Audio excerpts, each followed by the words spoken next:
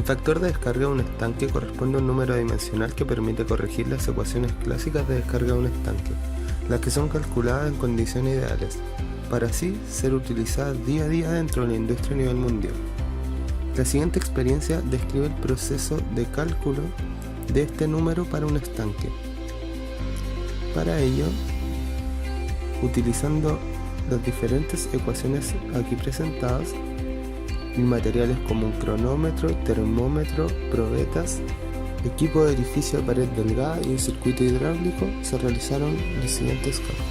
El equipo funciona como una entrada de agua, la cual se acumula dentro del estanque y al mismo tiempo comienza a ser vaciada por el orificio existente en este. La altura de agua existente en el equipo puede ser registrada, ya que se visualiza mediante un nivel ubicado en la parte posterior.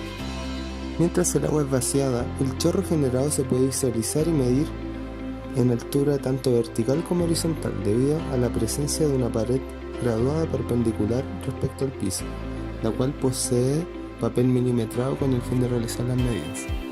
Finalmente, el agua es evacuada por un sistema de tuberías. El procedimiento experimental constó de dos partes, donde para la primera se abrió la válvula con el fin de llenar el estanque hasta un nivel de 0,6 metros, lo cual fue constatado mediante el nivel ubicado en la parte posterior.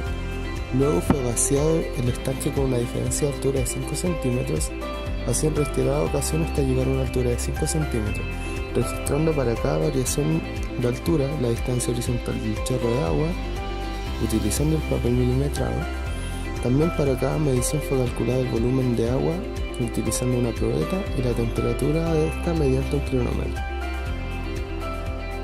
En cuanto a la segunda parte, se restableció la altura de agua de carga del estanque a 0,6 metros, para luego ser descargado continuamente, registrando el tiempo de descarga cada 5 centímetros de descenso en el nivel de agua.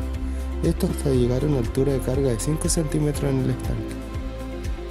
Luego, se obtuvieron los siguientes resultados, utilizando un diámetro de orificio correspondiente a 0,0132 metros y el diámetro del estanque a 0,07686 metros cuadrados.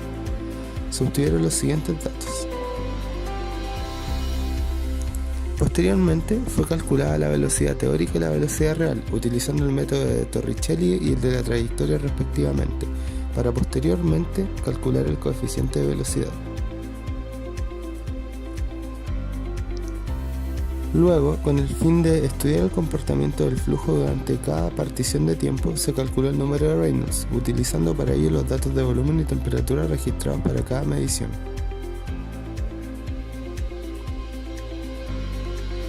Posterior al cálculo del número de Reynolds, se calculó el caudal para cada medición junto al área de la vena contracta, para así calcular el coeficiente de área y luego relacionarlo con el coeficiente de velocidad, logrando así calcular el coeficiente de descarga.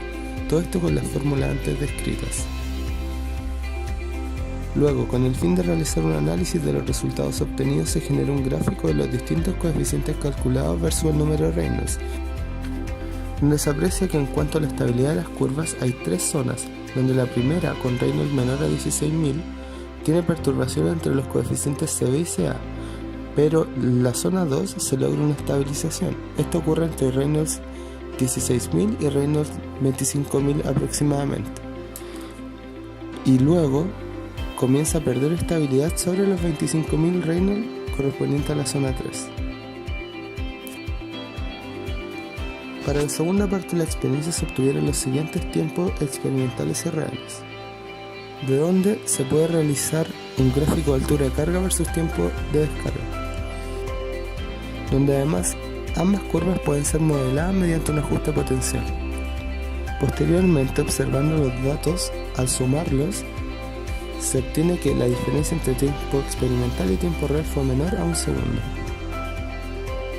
Es decir, la experiencia fue realizada de manera exitosa, logrando obtener los gráficos adecuados de coeficientes, los cuales concuerdan con la realidad. Además, el gráfico de coeficiente versus número de Reynolds se obtuvo una zona bastante estable, la zona 2, la cual se dio entre Reynolds 16.000 y Reynolds 25.000. En cuanto al desarrollo de los datos, se puede apreciar que mientras aumenta el caudal en la zona estable, el área de la vena contracta disminuyó, lo cual no era apreciable visualmente durante la experiencia, pero fue constatado mediante los datos. Es decir, A medida que bajaba la altura de carga, el número de Reynolds también lo hacía, lo cual se debe principalmente a la velocidad, debido a que a mayor altura esta crece por efectos de la gravedad. También se observó que al ser menor a la velocidad, el tiempo de descarga fue incrementando a medida que la altura iba disminuyendo, donde el tiempo máximo se generó en el último tramo medido, es decir, el de menor altura.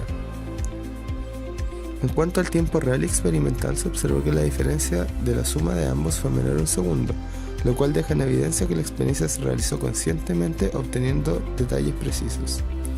Aún así, si se requiere una mayor exactitud de los datos, se deberían usar equipos más sofisticados y personal capacitado, debido a que fue realizada por estudiantes sin experiencia en el manejo del equipo.